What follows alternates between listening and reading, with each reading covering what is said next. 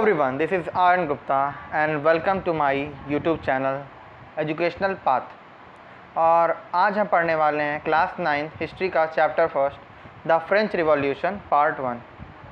तो इस पार्ट में हम फ्रेंच रिवॉल्यूशन का ओवरव्यू लेंगे और साथ ही साथ इसमें किस तरीके की सोसाइटीज़ थी और किस कारण से हमारा रिवॉल्यूशन हुआ था उसके बारे में हम मेनली पढ़ेंगे। तो सबसे पहले हमने हिस्ट्री ही क्यों स्टार्ट की है, इसके पीछे भी एक रीज़न है। हिस्ट्री हमारा जो फ्रेंच रिवॉल्यूशन है वो हमारे एनसीईआरटी का सबसे इम्पॉर्टेंट चैप्टर है और साथ साथ हिस्ट्री मेरा फेवरेट चैप्टर है। That's why we are discussing the French revolution in this topic. और फ्रेंच रिवॉल्यूशन में सबसे पहले हम जो पढ़ेंगे वो पढ़ेंगे हमारे ओवरव्यू के बारे में, फ्रेंच रिवॉल्यूशन आखिरकार हुआ क्यों था। तो आइए चलिए स्टार्ट करते हैं। तो सबसे पहले इसमें हम पढ़ते हैं कि हम टॉपिक्स कौन कौन से ऐसे टॉपिक हैं जिन्हें हम कवर करेंगे, topics to be covered today. First हम जो पढ़ेंगे that is the flashback of the revolution. हमारे ये जो रिवॉल्यूशन हुआ था उसके बारे में कि फ्रेंच रिवॉल्यूशन जो हुआ था उसमें क्या क्या हमारे पास हुआ था उस समय टाइम में। सेकेंड है French revolution society during the late 18th century. French society किस तरीके की थी फ्रेंच रिवॉल्यूशन के टाइम में in the late 18th century. 18th century के लेट में सोसाइटी किस तरीके की थी उसमें हम सबसे पहले लेंगे ओवरव्यू सोसाइटी की सोसाइटी कैसी थी, कैसे वहाँ उसमें हम ई स्टेट के बारे में वगैरह पढ़ेंगे एंड सोसाइटी के कितने पार्ट्स हुआ करते थे और साथ साथ उन पार्ट्स में ऐसा क्या था जो मेन जो है डिस्पैरिटी क्रिएट कर रहा था रिच और पुअर के बीच में, जिसके कारण जो है रिवॉल्यूशन की बेसिक नीड हमारे पास स्टार्ट हुई थी। The struggle of the survive.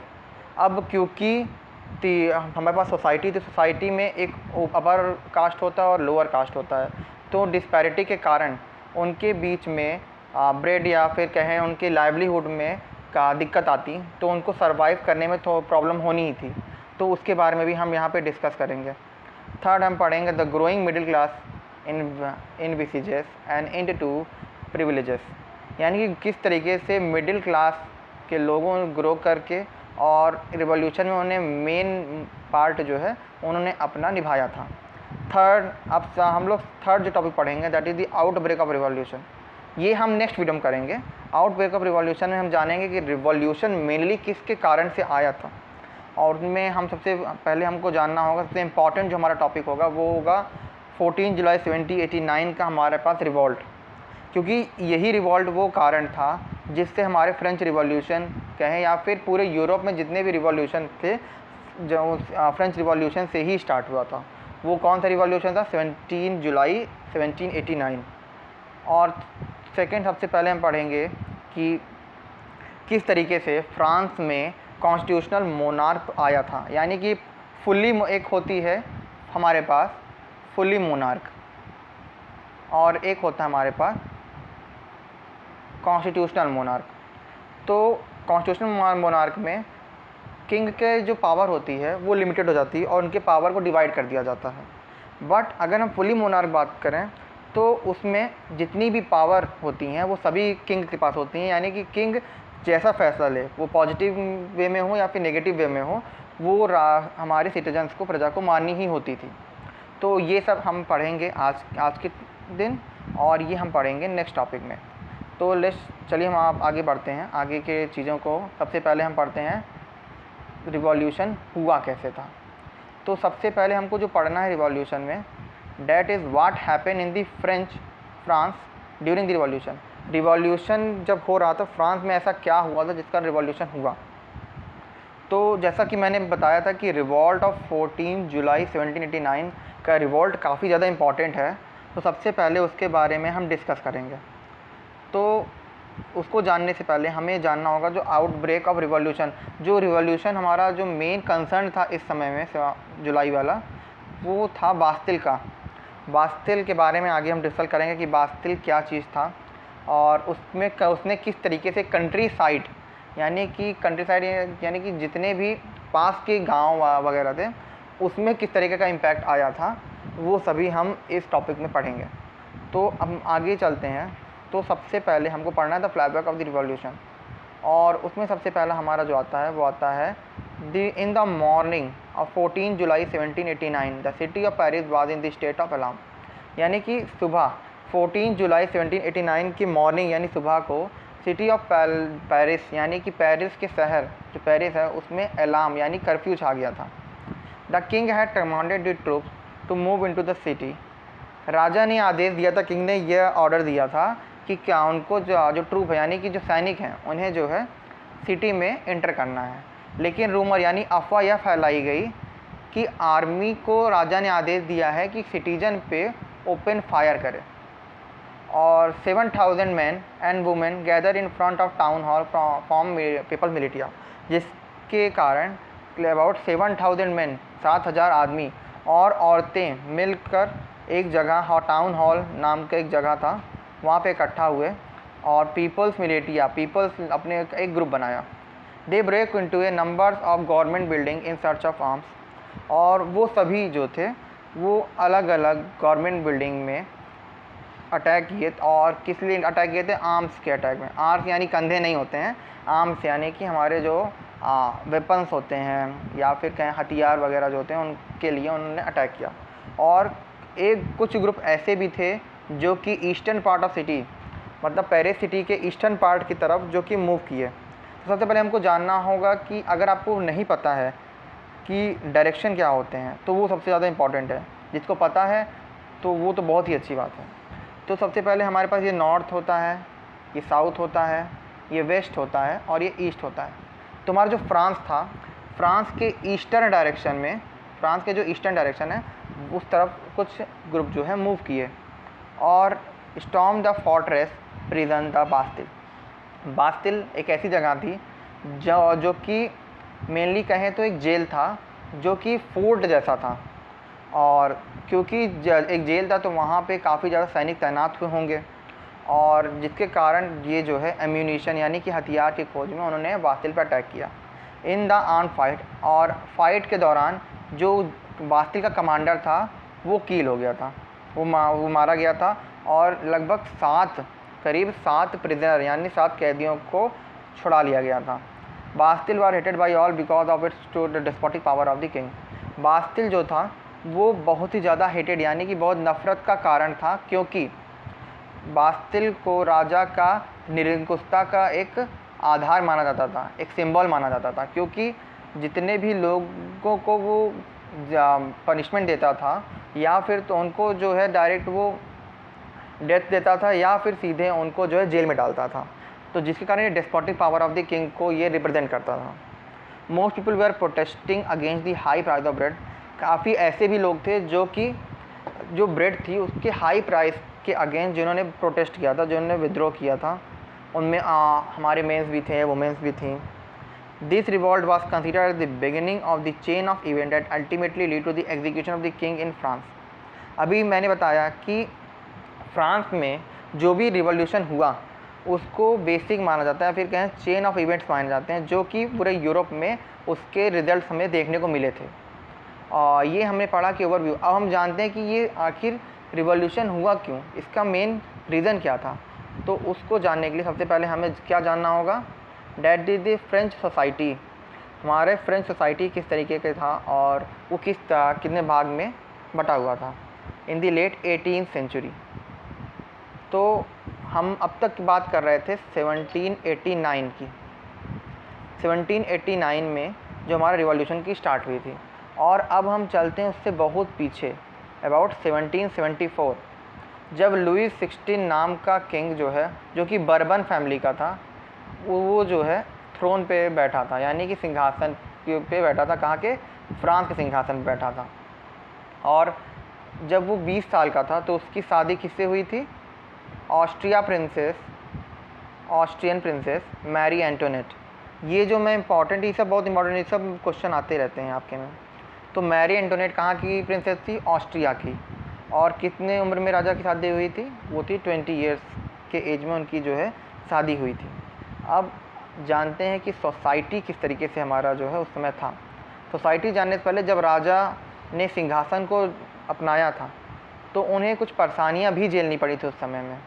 क्योंकि उस समय जब नए राजा ने सिंहासन बैठा तो उन्हें एक एम्प्टी ट्रेजरी मिली। एम्प्टी ट्रेजरी का मतलब है कि उस समय जो हमारे पास राजकोष था, राजकोष यानी खजाना था, वो पूरी तरह से हमारा एम्प्टी था।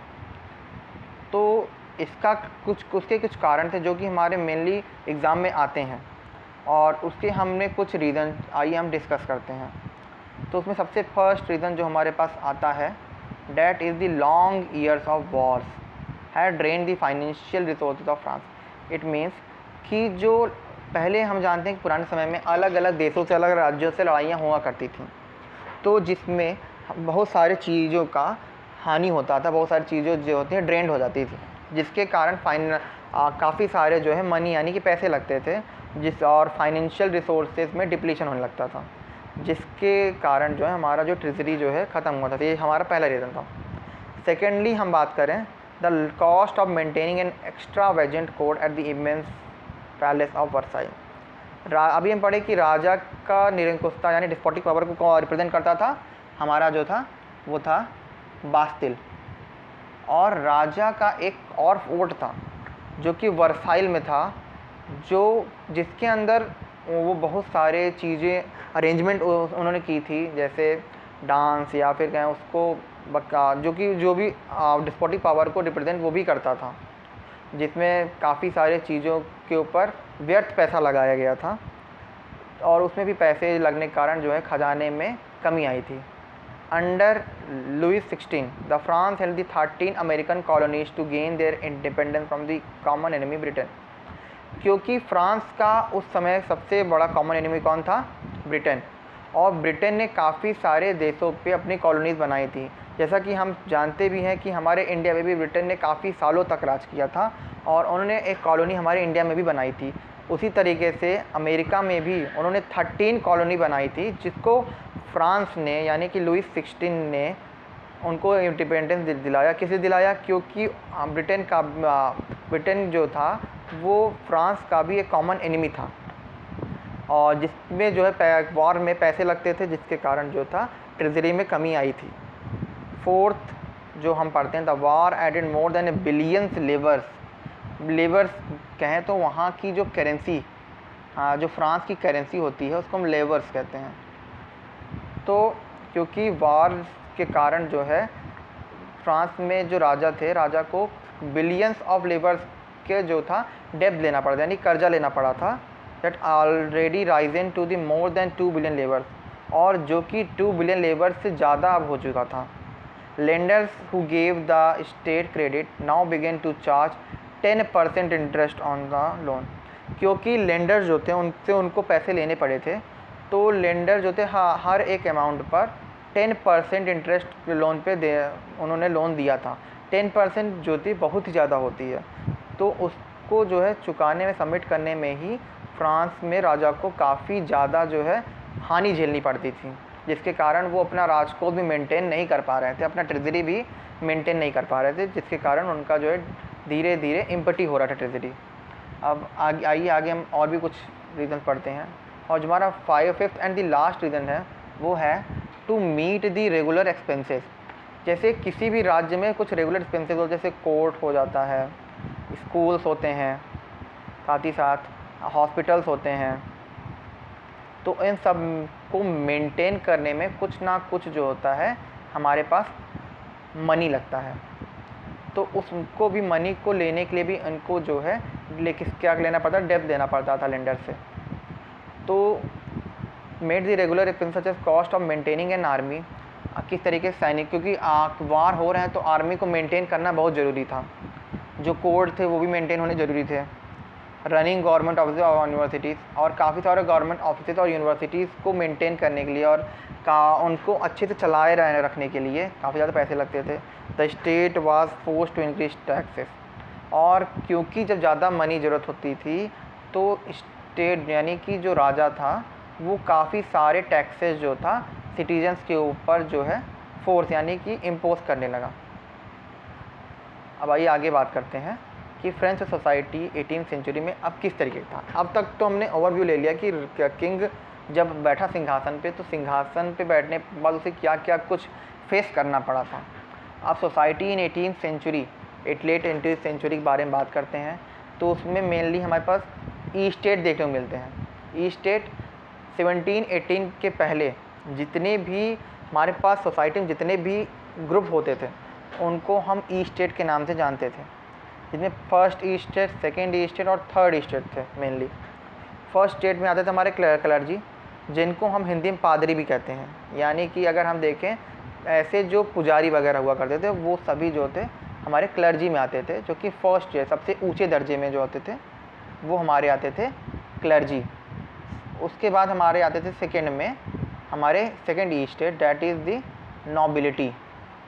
नॉबिलिटी यानी कि हमारे कुलीन वर्ग, ये भी जो है सेकेंड लेवल पे सबसे बड़े लोग हुआ करते थे उस समय के। थर्ड पे आते हैं हमारे मिडिल क्लास लोग। मिडिल क्लास में कुछ पढ़े लिखे भी लोग आते थे, बड़े बिजनेसमैन आते थे, मर्चेंट यानी व्यापारी, कोर्ट ऑफिशियल्स आते थे जैसे जज वगैरह जो भी थे, पीजेंट्स भी आते थे, आर्टिशियन यानी पीजेंट यानी किसान वगैरह भी इसमें आते थे, और कुछ छोटे जो किसान होते थे जो दूसरों के ज़मीनों पर काम करते थे वो भी आते थे, और साथ ही साथ लैंडलेस लेबर्स और ऐसे भी लोग थे जिनके पास खुद की ज़मीन नहीं थी, और कुछ सर्वेंट भी हमारे थर्ड स्टेट में आते थे। अब इससे हम ये पता कर सकते हैं कि हमारे पास फर्स्ट स्टेट और सेकंड ई स्टेट वालों को कुछ ना कुछ प्रॉफिट मिलना था, और जो कि थर्ड स्टेट वालों को भोगना पड़ता था। अब उसके बारे में आइए देखते हैं। सबसे फर्स्ट हम जो पढ़ते हैं that is the clergy, first state के बारे में। तो देखिए हम देख सकते हैं फर्स्ट ई स्टेट क्लर्जी जो होता है सबसे ऊपर होता है, सबसे ऊपर कौन होते हैं? क्लर्जी। फिर सेकेंड ई स्टेट नीचे आए तो हमारे पास नोबिलिटी आते हैं, उनसे नीचे थर्ड स्टेट में हमारे ये पूरा ग्रुप आता है जिसको भी हमने बताया, और इन्हें काफ़ी ज़्यादा जो था दिक्कतें सहनी पड़ती थी, जिसके रिजल्ट के कारण हमारे पास रिवॉल्यूशंस हुए। अब आइए हम पढ़ते हैं कि क्लर्जी के बारे में। Clergy enjoy certain privileges by birth, क्योंकि क्लर्जी जो थे क्लर्जी को काफ़ी सारे जो थे प्रिविलेजेस यानी काफ़ी सारे चीज़ों का जो है उनको सामना नहीं करना पड़ा था, क्योंकि उन्हें जन्म से ही अधिकार था काफ़ी चीज़ों को ना करने का। The most important of these was exception from paying taxes to the state. सबसे पहला था कि ये लोग जो है कभी कोई भी टैक्स जो था स्टेट यानी कि किंग अगर कोई भी टैक्स इम्पोज करेगा तो ये लोग जो है नहीं देते थे। The church extracted its share of taxes called tithes from the peasant. साथ ही साथ जो पीजेंट यानी थर्ड स्टेट के जो पीजेंट्स हुआ करते थे, स्मॉल ये जो पीजेंट होते थे सेकंड, तो इनको जो था टैक्सेस देना पड़ता था, जो कि तिथि टैक्स था, जो कि पीजेंट को देना पड़ता था, किसको? चर्च को, चर्च यानी क्लर्जी को। सेकेंड हमारे पास जो स्टेट आया था वो आता nobility. Nobility also enjoy certain privileges by birth, और क्योंकि सेकेंड पे था तो इनको भी काफ़ी सारे प्रिविलेजेस का इनको लोगों को सामना नहीं करना पड़ा था, और इन लोग को काफ़ी सारे चीज़ें बर्थ से इन लोग को अधिकार था। The most important of this were exception from paying taxes to the state, और ये भी कभी भी स्टेट को टैक्स नहीं देते थे। और third the nobility enjoy the feudal privileges, this include feudal dues which extracted from the peasant. और अभी हम पढ़े कि क्लर्जी जिस तरीके से हमारे पीजेंट से एक टैक्स है जिसका नाम तिथि टैक्स था, वैसे ही नोबिलिटी जो थे, नॉबल्स जो थे, वो फ्यूडल प्रिविलेजेस से जो है फ्यूडल ड्यूज यानी फ्यूडल टैक्सेस भी वो लोग लेते थे, किससे? पीजेंट से। तो देखा जाए तो पीजेंट के ऊपर काफ़ी ज़्यादा लोड आता है। सबसे पहला जो उनको टैक्स देना पड़ता था वो था तिथि टैक्स। क्या था? तिथि टैक्स उन्हें देना पड़ता था। और सेकेंड जो टैक्स इनको देना पड़ता था that is the feudal tax. तो काफ़ी ज़्यादा लोड जो है इनके ऊपर आता था, और साथ ही साथ इनको स्टेट द्वारा इम्पोज किया हुआ टैक्स भी देना पड़ता था, जिसके कारण इनको काफ़ी ज़्यादा चीज़ों का सामना करना पड़ता था। आइए अब नेक्स्ट पढ़ते हैं, that is the third state. The third state the peasant, the third state peasant made of up to 90% population.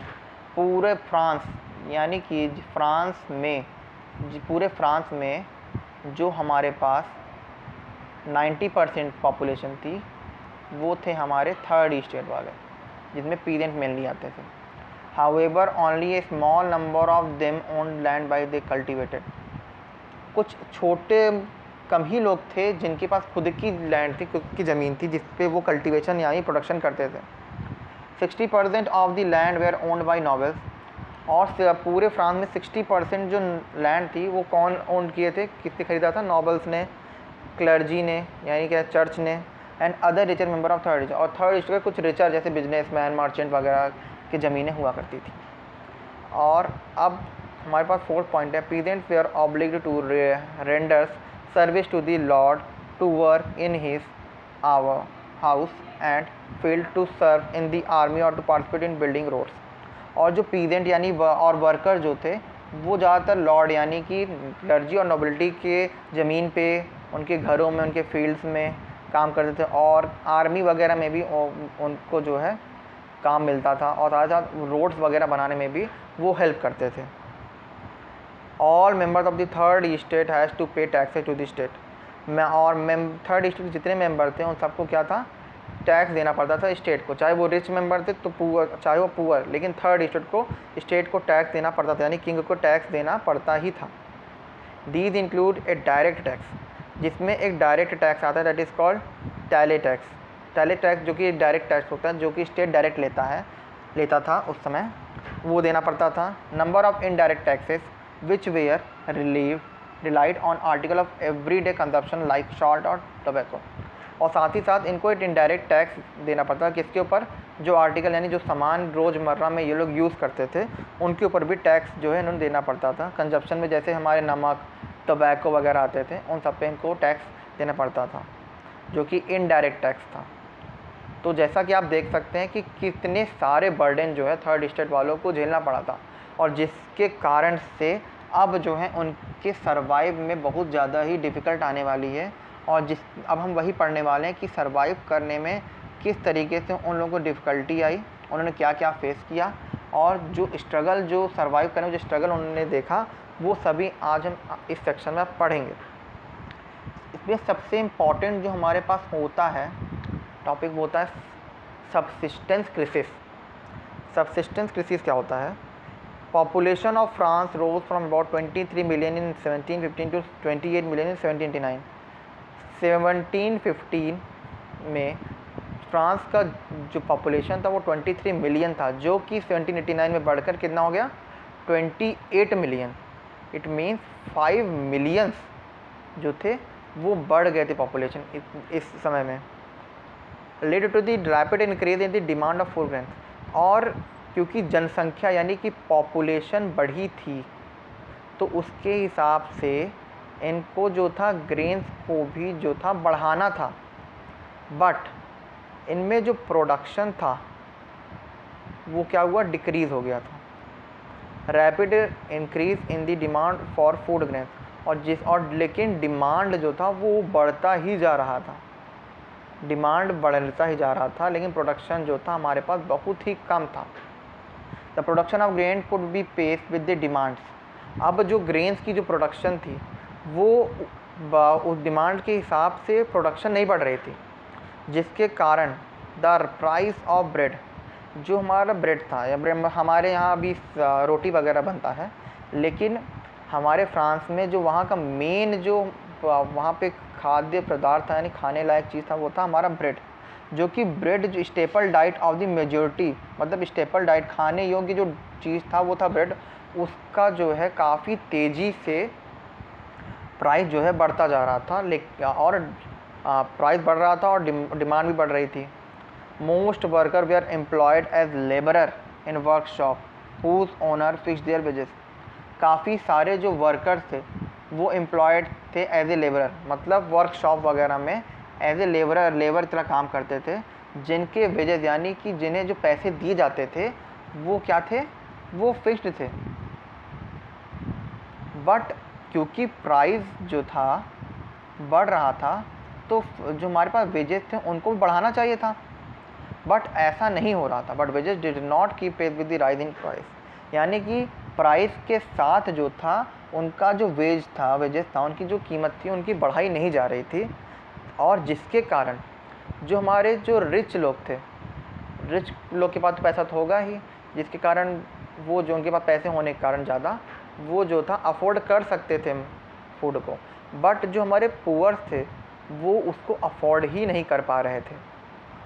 The gap between the poors and the rich widened, the thing become worse than drought और hail reduce the harvest. और क्योंकि ऐसे समय पर drought और hello यानी कि सूखा पड़ता था, और साथ ही साथ कई बार बर्फ़बारी होने के कारण जो हार्वेस्ट था, जो प्रोडक्शन थी, वो ख़राब हो जाती थी, और इस कारण से पुअर और रिच के बीच में एक डिस्पैरिटी का बन जाती है, जिसके कारण उनके बीच में बहुत बड़ा जो है चेंज आने लगता है। और इस पूरे प्रोसेस को ही हम कहते हैं सस्टेनेबल सबसिस्टेंस क्राइसिस कहते हैं इसको।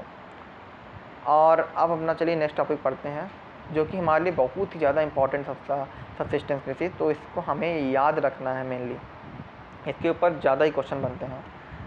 अब हमारे पास नेक्स्ट टॉपिक आता है the growing middle class envisages end to privileges.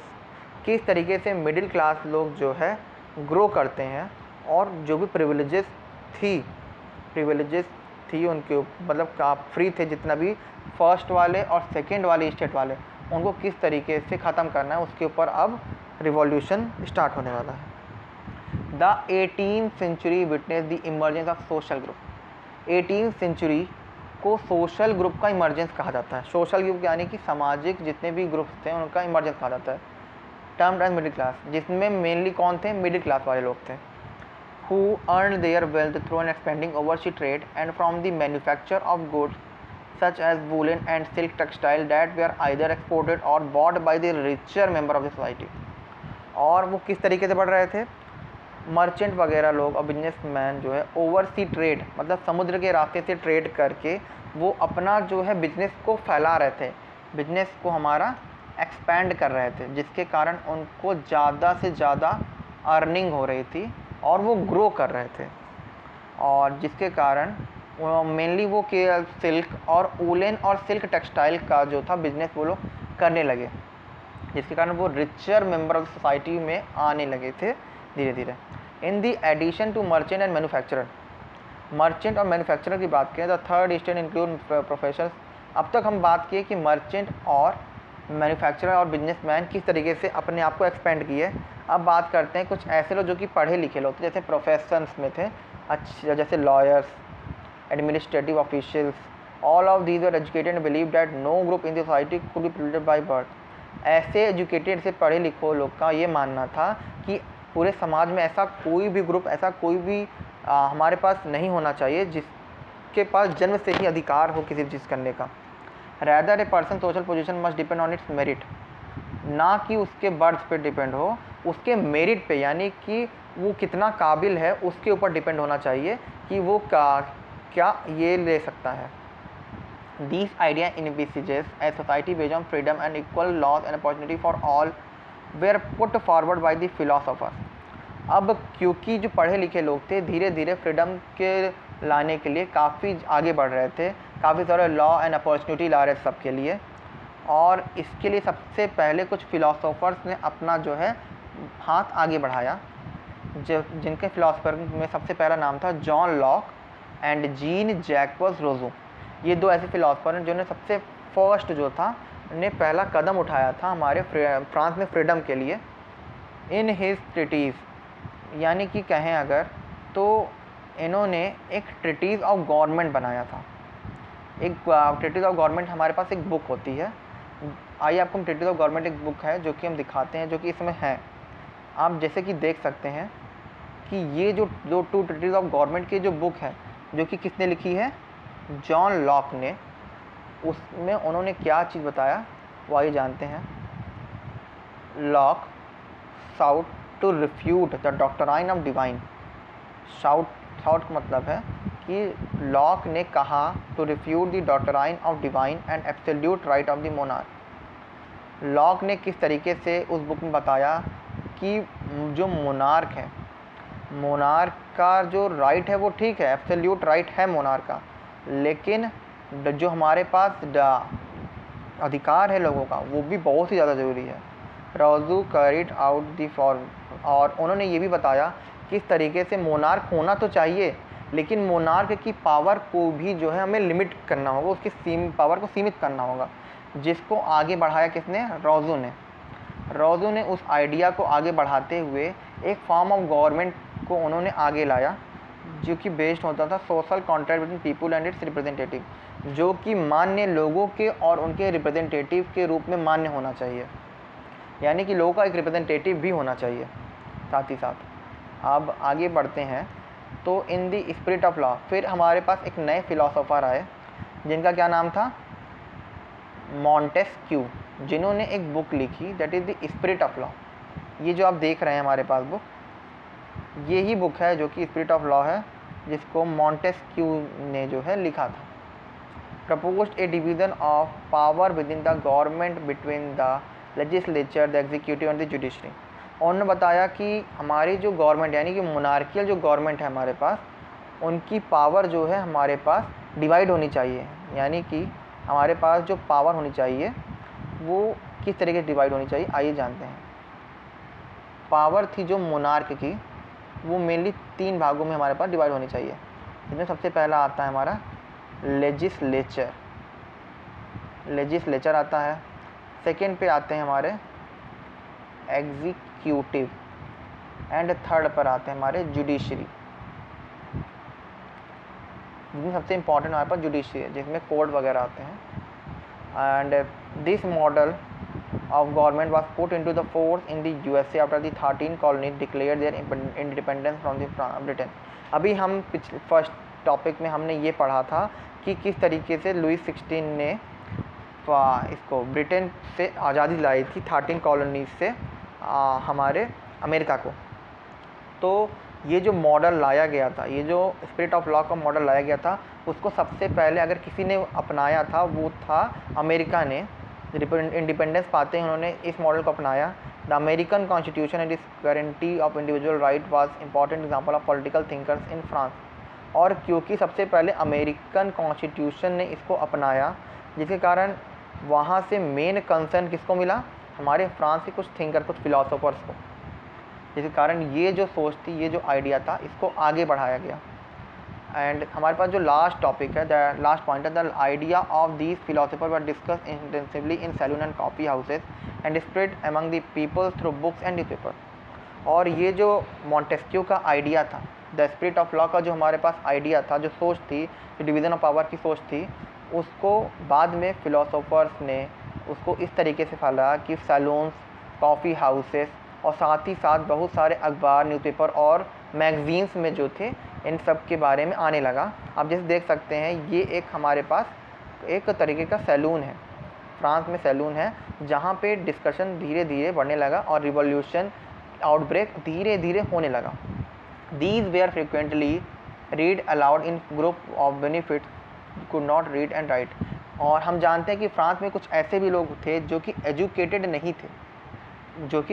नहीं थे और उनको रीड करना या राइट करना, लिखना या पढ़ना नहीं आता था। तो ऐसे में कुछ लोग जो है तेज़ पढ़ के उन्हें सुनाते थे ताकि उनको भी इसके बारे में नॉलेज हो। तो आज का जो वीडियो था वो यहीं कंप्लीट होता है और पार्ट 1 यहीं समाप्त होता है। अब अगली वीडियो में हम पढ़ेंगे किस तरीके से फ्रांस का जो तो आउटब्रेक होता है, मेन रीज़न क्या होता है फ्रांस के बनने में, फ्रांस के रिवॉल्यूशन के होने में। और आज के लिए वीडियो यहीं ख़त्म करते हैं। Thank you very much.